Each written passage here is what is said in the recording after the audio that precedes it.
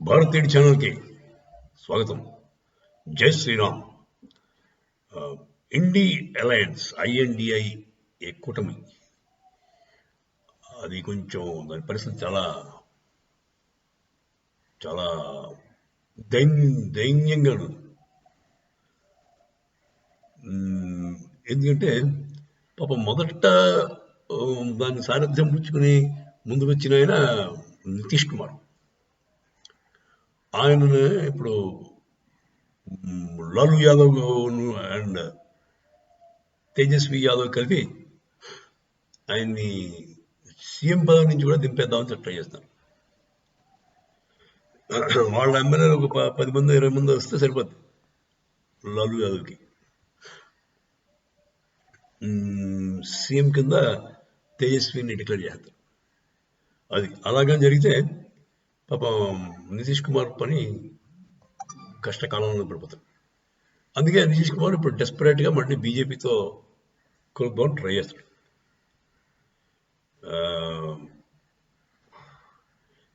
బీహార్లో నితీష్ కుమార్ గవర్నమెంట్ పడిపోయే టైం ఉంది. తేజస్వి యాదవ్ కానీ వస్తాడేమో అది చూడాలి. లేదంటే మళ్ళీ బీజేపీ కానీ సపోర్ట్ ఇస్తే నితీష్ కుమారే కంటిన్యూ అవడం జరుగుద్ది.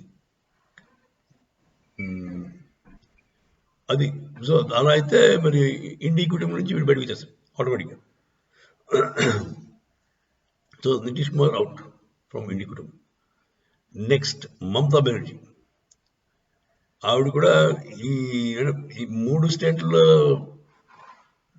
వాళ్ళ బ్యాడ్ పర్ఫార్మెన్స్ వల్ల, కాంగ్రెస్ తాలూకు బ్యాడ్ పర్ఫార్మెన్స్ వల్ల మమతా బెనర్జీ కూడా కొంచెం ముభావంగానే ఉన్నారు. ఆవిడ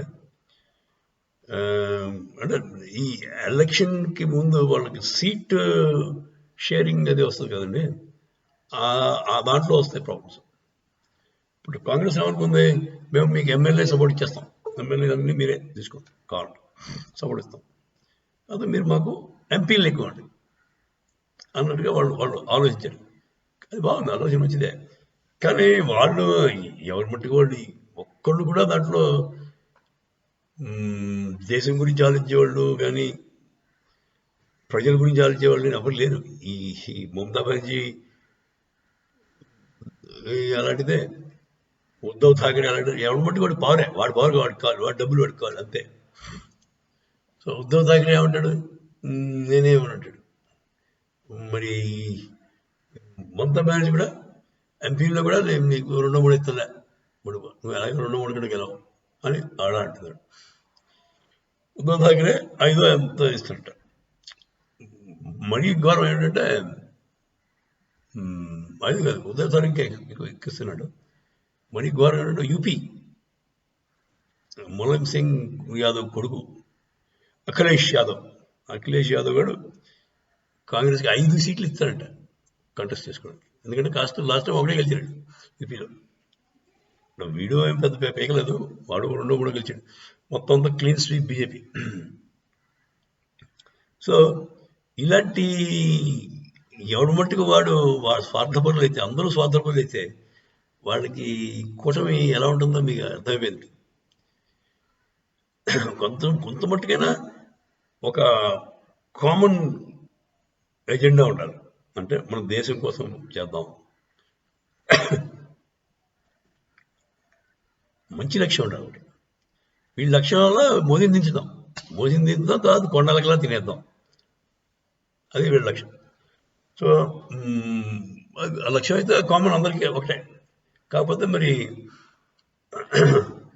ఆ లోపు నేను నీకంటే ఎక్కువ తింటా, నేను నేనంటే ఎక్కువ తింటాను, ముందే కాంపిటీషన్. సో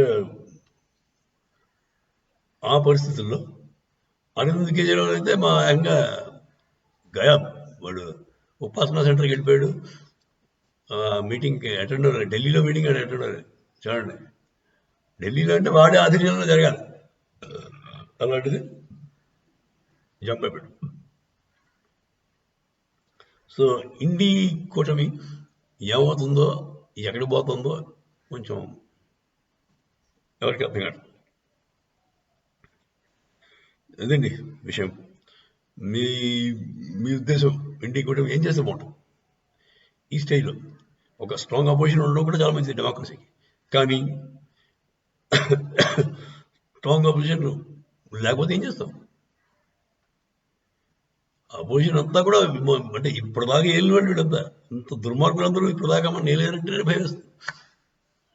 సరే, వాళ్ళందరూ ఏకమై అట్లీస్ట్ దానిలో కొంతమంది మంచి వాళ్ళు వెతికి పైకి వచ్చి ఒక లక్ష్యం, మేము ఇది చేస్తాం దేశానికి అంటే వాడు చెప్పేదల్లా నేను ఆర్టికల్ 370 తీసేస్తాను, రామ మందిని కూల్చేస్తాను అలాంటి ఏదో మాటలు తప్ప